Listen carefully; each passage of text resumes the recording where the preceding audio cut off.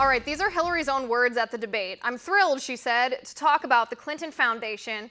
Well, so are we, although not quite in the same way Hillary was. We want to talk about the conflict of interest there, the pay-to-play schemes while Hillary was Secretary of State, the donations she pocketed from foreign governments, and like I said last night, some of those regimes whom kill gays and enslave women.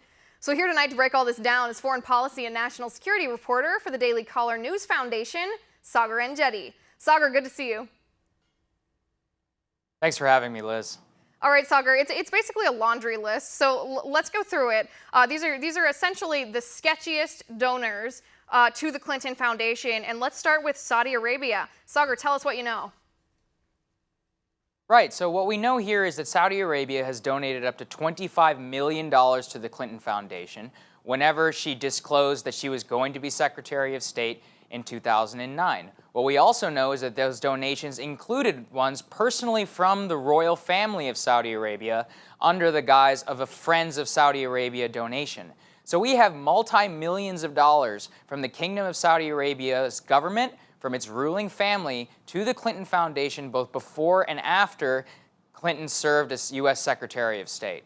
Right, and Sagar, I went over this in my final point a night or two ago. I believe it was Monday night. Saudi Arabia kills gay people. Saudi Arabia pokes out people's eyes in retaliation. Saudi Arabia doesn't allow women to drive cars to make any decisions for themselves. They have to have them signed off by a male guardian, a father, a brother, or a husband. Women are punished if they show any hair in public or wear anything other than a burqa. Hillary Clinton accepted money from a regime that has some of the most egregious records on human rights of any country in the entire world.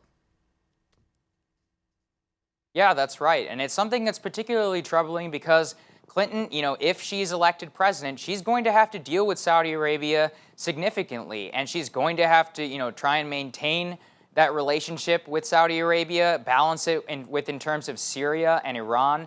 And it's something that, that we have to call into question why this government donated so many millions and millions of dollars to the Clinton Foundation, which is directly tied to her, when they knew that she could be the president of the United States. Right, because it calls into question what exactly are they trying to purchase from her, because I highly doubt that it's just out of the goodness of their heart. All right, Sagar, we got to keep going. I could talk about that all day, but we have to keep going down this laundry list. The next one is Morocco. Hillary arranged, I guess, for a meeting with the King of Morocco in exchange for quite a bit of money. Tell me about that.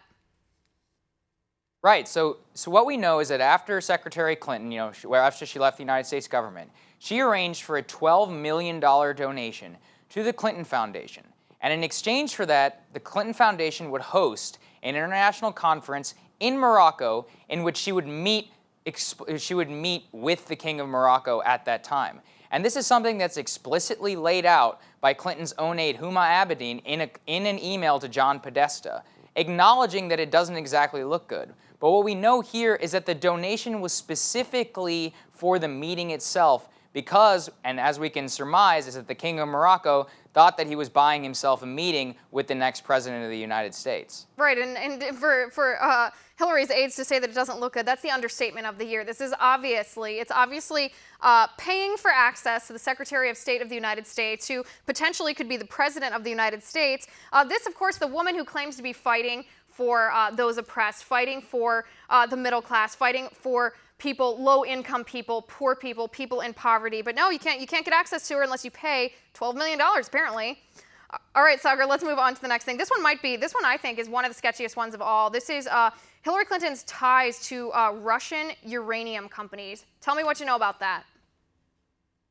Right, so with respect to the Uranium One company, what we know is that this was a Canadian mining company which controlled uranium mines here in the United States. Russia was trying to take over that company over a 3-year period. At this time, the CEO of Uranium One donated almost $2 million to the Clinton Foundation. At the same time, during those 3 years, Uranium One was seeking explicit approval from the Department of State to approve the Russian purchase. And after that it was completed, Russia now controls 1/5 of the uranium supply here in the U.S.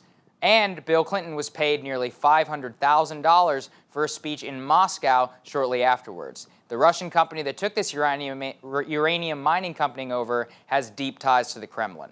Right, and just to restate something that you said, and this could potentially, I think, put the national security of the United States at risk. Russia, one of our nuclear foes, even if it's peaceful at this moment, they now control 20% of the entire U.S. uranium supply.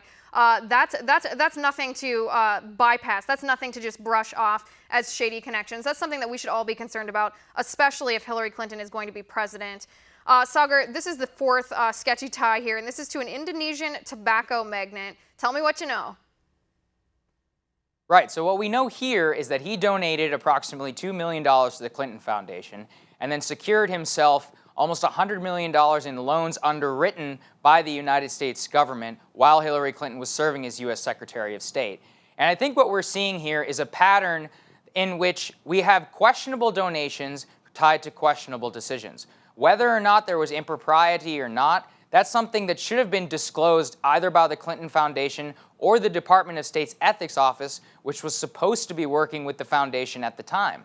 Right, and you're absolutely right here. And I would add just one more thing and say it's also sketchy countries. These aren't just allies. These aren't conflicts of interest that she should have disclosed that she may have overlooked because they were friendly nations. I mean, this aside from Russia and Morocco and Saudi Arabia, Indonesia, there's Algeria, Kuwait, Qatar, so many countries that have ties to enemy ideologies to the United States. But this, Sagar, we're almost out of time, but this is one last interesting thing. As you know, in the debate, Donald Trump called for Hillary Clinton to return the money that Saudi Arabia gave her. He asked her why she hasn't.